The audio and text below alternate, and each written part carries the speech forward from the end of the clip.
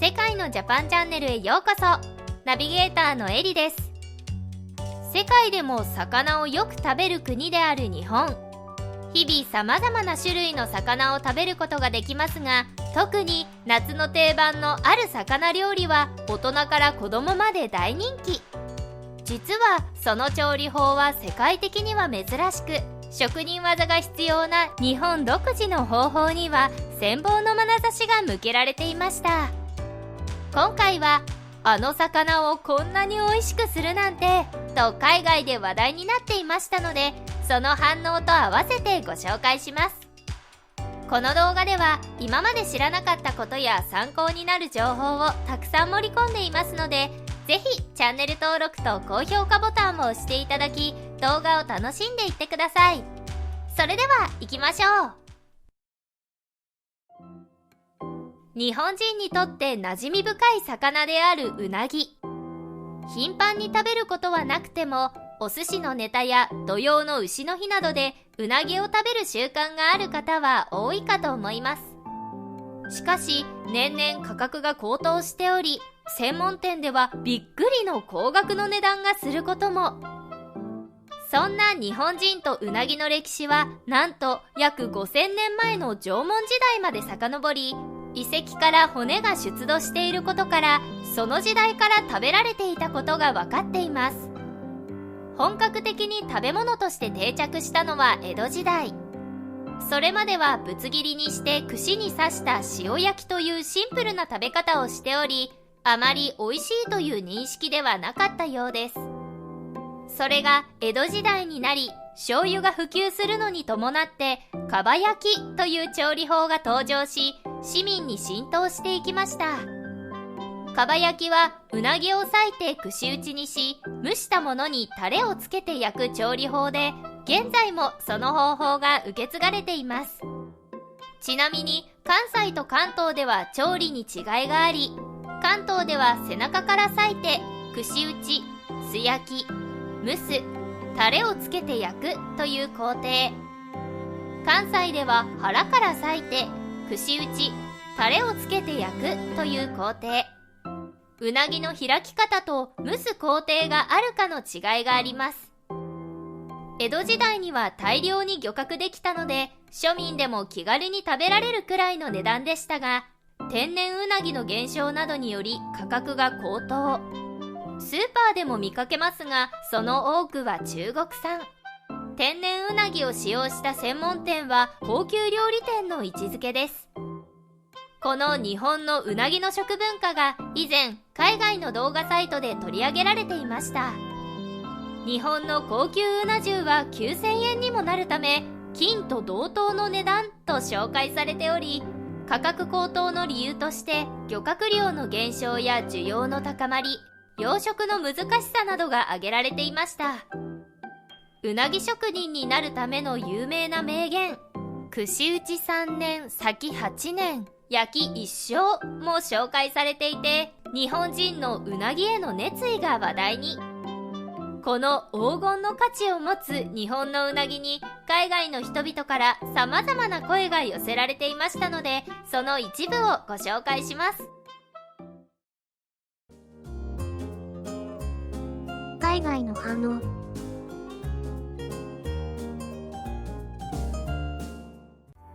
これは俺の大好物。めちゃくちゃ美味しいよ。確かに高いけど、それだけの価値はあると思ってる。俺もこれが一番好きな日本食。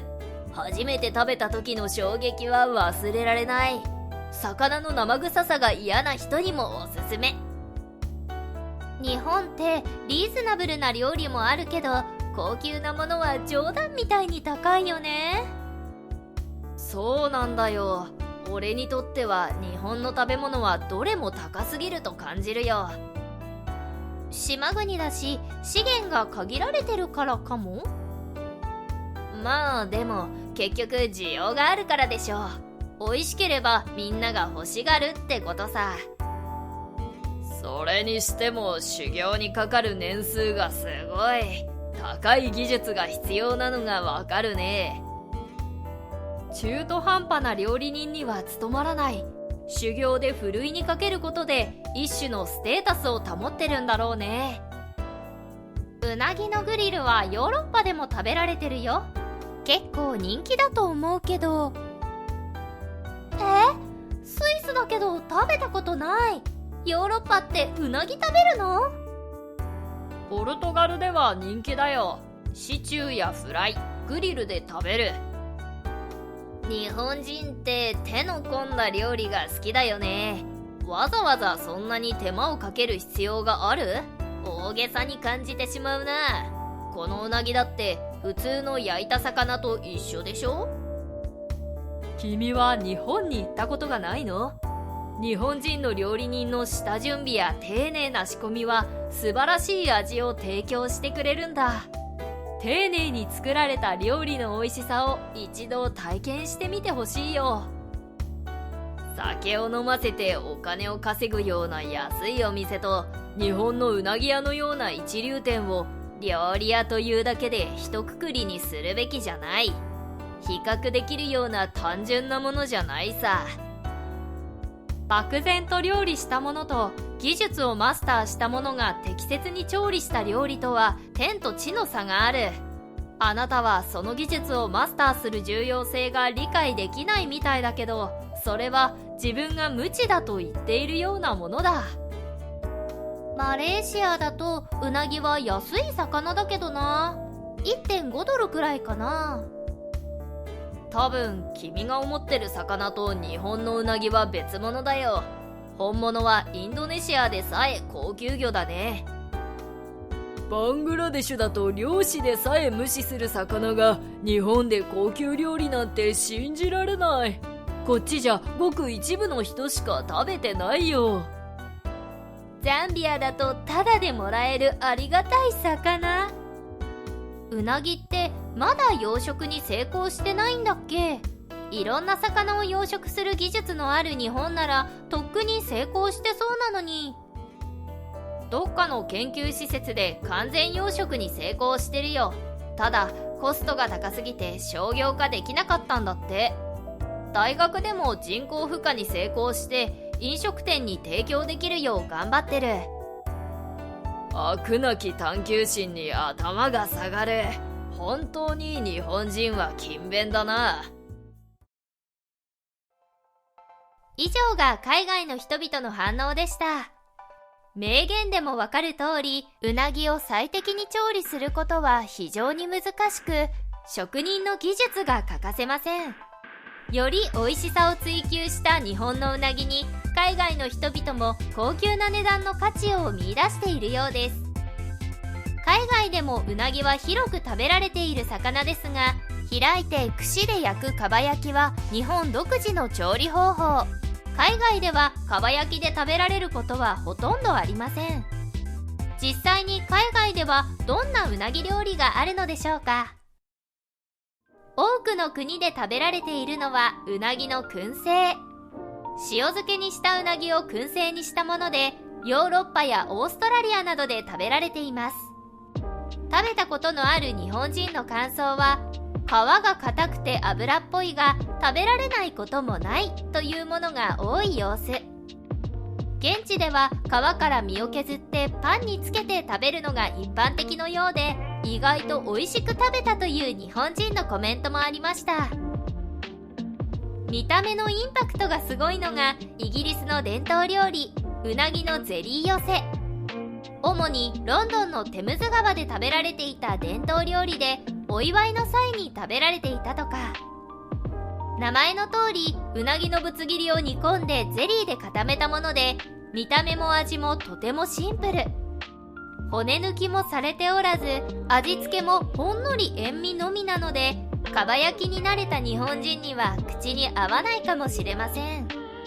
昔はテムズ川でよく取れたことから伝統料理として食べられていましたが、最近ではあまり食べられていないようです。しかしイギリスの有名なサッカー選手デビッド・ベッカム選手は週1で食べるほどの大好物。イーストロンドンの下町出身の彼には慣れ親しんだ故郷の味。お酢と胡椒をかけて食べるのがお気に入りなんだとか。スペインにもアングーラス・アル・アヒージョといううなぎ料理があります。これはうなぎの稚魚をニンニクや唐辛子の入ったオリーブオイルで煮込んだもの。稚魚を食べる国があるんですね。日本人からすると贅沢に感じる料理です。ただこちらも日本同様年々漁獲量が減っているためかなり高額となっていて、高級レストランでたまにお目にかかるくらい。高級すぎて手が出ないので、最近では魚のすり身でできた加工品を代用して食べることが多くなっています。味は絶品で、もう一度だけでいいから食べたいと思うほど忘れられない味なんだそう。スペインへ行く際は現地の高級うなぎ料理にチャレンジしてみてもいいかもしれません。最後はイタリアのうなぎ料理を紹介。イタリアではクリスマスイブに食べる習慣があります。カトリック教では悪魔の化身とされている蛇に似たうなぎを食べることで厄払いの意味を込めているそうです。夏じゃなくて冬と思うかもしれませんが、もともとうなぎの旬は冬。日本で夏に定番となったのは平賀源内という人のマーケティング戦略なんです。夏に売れなくて悩んだうなぎ屋に相談された際に、土用の丑の日はうなぎの日と掲げたんだとか。なので海外では夏の代名詞ではありません。イタリアの調理方法はぶつ切りにして焼いたり揚げたりしたシンプルなものやトマト煮込みもよく食べられています。イタリアでも古くから食べられているうなぎですが、ある名画にも描かれていることが分かっています。それがイタリアの巨匠レオナルド・ダ・ヴィンチの最後の晩餐。イエス・キリストが処刑される前夜の夕食を描いた作品で、広い食卓の上に様々な料理が並んでいますが、その中にうなぎのオレンジスライス添えが描かれていることが近年の研究で明らかに。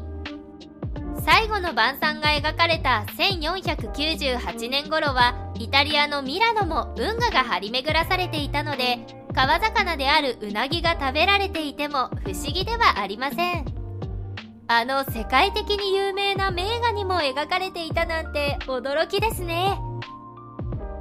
日本だけでなく身近な魚として親しんできた国もありますが、多くはただ切って焼いたり煮込んだりする程度。やはり日本は美味しさのためなら努力を惜しまないことがよくわかります。手間と技術を必要とするうなぎのかば焼きは外国人からも絶賛される日本の食べ物の一つ。お寿司やラーメンと同じく世界に誇る日本の食文化として広まっていくかもしれませんね。動画を最後までご覧いただきありがとうございました。この動画が少しでも良かったなと思っていただけましたら、グッドボタンとチャンネル登録をお願いします。当チャンネルは毎日更新していますので、またのお越しをお待ちしています。